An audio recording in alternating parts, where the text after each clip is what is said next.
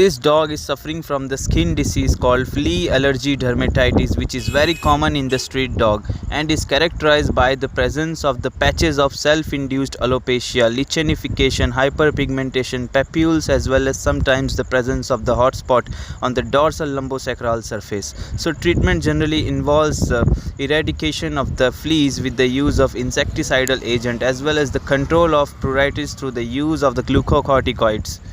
And generally this disease is basically diagnosed on the basis of the pattern recognition approach, meaning that based on the lesion type as well as distribution pattern we can diagnose as well as we can start the empirical treatment.